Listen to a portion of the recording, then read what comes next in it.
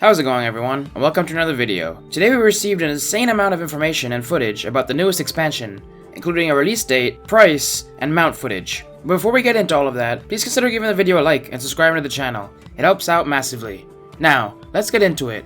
Firstly, AGS dropped the announced trailer to the first expansion, naming it Rise of the Angry Earth, and it looks phenomenal. You'll see it playing on screen in the background, but it's just visually stunning and reveals quite a few things us players have been waiting on. For starters, you'll see that there's several new mob types coming to the game, with an Angry Earth theme, and you can see the flail in action for the first time, confirming that that is in fact the new weapon to be released. There's more footage of that to come, and it looks really cool to use. They also show what some of the new areas that have been taken over by Angry Earth will look like. Another interesting reveal is the Minotaur type character. Maybe one day, there'll be a playable race like that, like in World of Warcraft, or they could be allies of the Angry Earth that you will have to fight against. Or they could just simply be a quest giver. Who knows, but it's cool to see. There's also a massive Angry Earth elephant-like creature, which I initially thought would be a mount, but after seeing more of the mount news, I'm thinking it could be just a boss you need to defeat in the expansion's expedition or trial. They're both referred to as Lords by Adiana in the trailer, so I could see them just being bosses you need to defeat. We also get to see a character riding a wolf, which is being confirmed as one of the rideable mounts, with horses being available to ride at level 25 after a quest, wolves at 45, and lions at 65. Which is also the new max level increase that will be introduced in the expansion, with an increased gear score to 700 and an increase in attribute points, with new thresholds at 25 and 350. In the cinematic image at the end of the video, you can see people wielding their weapons on mounts too, so maybe that's a hint at mounted combat. You'll also see some in-game footage of what these mounts will look like in action. Mounts will each have a unique look, customizable equipment, and a name that you can set for them. By leveling up the new riding skill line, you will earn upgrades like increased speeds, buffs, and higher tiered consumable foods for your ride. Then, they revealed the release date of October 3rd for the expansion, so we're just about 1 month away. A PTR will be happening for the expansion, so that should be dropping soon, and we'll start seeing a ton more footage of all the new features. The price of this expansion will be $29.99 for all players who already own the game, or new players can pick up the base game and the expansion for $69.99. Nice. That was what was covered in the reveal trailer, but we also got an announcement post over on the New World website filled with more information, including the confirmation of a revamped mainline story quest, open world PvP changes based on player feedback, and quality of life improvements like the removal of wards, banes, resilient, and expertise. The creatures in the trailer are revealed to be primordial beast lords that those of you who are brave enough to challenge Artemis must face. We also got given the info that all trade skills will be increased to level 250 with new items to gather, refine, and craft. Along with that, we will be given a new faction quest to unlock a new faction tier with tons of good new items and gear for us to aim towards. We then got a bit more info and footage about the flail. It's confirmed to be a one-handed weapon, but you have the option of adding a shield with it, which is a nice touch and will make shields more valuable.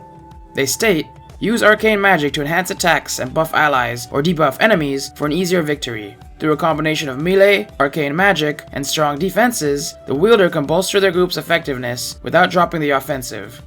So, it sounds like it's going to be a really fun and awesome weapon for support users to play around with. We will also be getting a new expedition called the Savage Divide, which will be a level 62 plus expedition in which you need to take out all the prior mentioned primordial beast lords. From this expedition, you can expect to get the new heart rune, Primal Fury, which you'll see footage of in action. Your character just goes wild, and you're able to spam light and heavy attacks at your enemies with your hands. It's kind of got like a Wolverine vibe to it. It looks fun though. We'll also be getting the 3rd season pass dropped with this expansion, which will have all of its rewards and some quests to go along with it. When it comes to the new PvP influence changes, they state players will capture new influence towers and strike down enemy factions in open world combat for territory supremacy. Each faction will compete for influence in specific zones during scheduled times. If an attacking faction earns enough influence through PvP missions, influence towers, and forts before the race ends, they'll receive bonus rewards plus the opportunity to declare war. If the defending faction prevents the attackers from scoring enough influence within the time limit, they'll earn bonus rewards for both the influence race and the next war.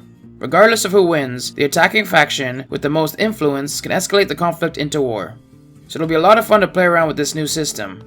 I'm not much of a war player, but I do enjoy the open world PvP, so hopefully that increases that significantly. Eden Grove and Great Cleave have been the zones that have had their main storyline quest revamped, and Eden Grove will now become a zone that can be captured and controlled to be fought over by other factions.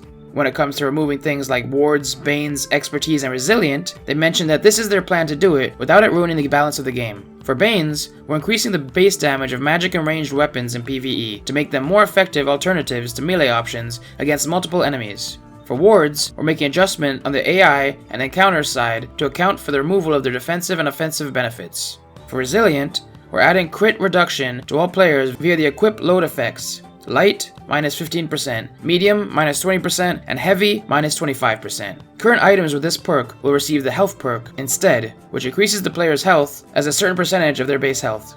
For expertise, we're making adjustments to the gear score drops for all creatures based on their level. Overall, it sounds like good implementations, and I'm looking forward to seeing how it plays out. They also confirmed we'll get the usual season events in this period, like Night Veil Hollow and Turkey Terror, so if you haven't gotten those rewards yet, you'll be able to do so. They will also be bringing down mutations to only 3 difficulty levels, which is a very welcome change. 10 was too much and made it hard to find groups.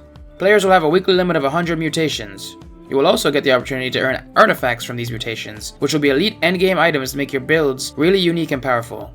They will also drop from other sources like open world named bosses, but there will be something really unique and awesome. Each one, once acquired, will work like any other piece of gear or weapon, but will come with some kinds of OP original perks that are unlocked by completing certain quests that item requires of you. Once you complete all the quests and unlock all the perks, the item will be insanely powerful. You can only equip 3 of these at a time, 1 in the weapon slot, 1 in the armor slot, and 1 in the jewelry slot, so these will for sure be highly sought after, and could really make your builds unique. Crafting will also be massively improved to make it less frustrating for crafters. And then they left us with one final teaser, saying that next Forge in Eternum will be all about mounts, so we'll get some massive news next week regarding the new mount skill line. That about covers everything. If you enjoyed the video and are excited about the new expansion, please give the video a like and subscribe to the channel with notifications on. But until next time, have a good one. Thanks for watching another video. If you'd like to see my first ever transmog competition, click on the video to the left.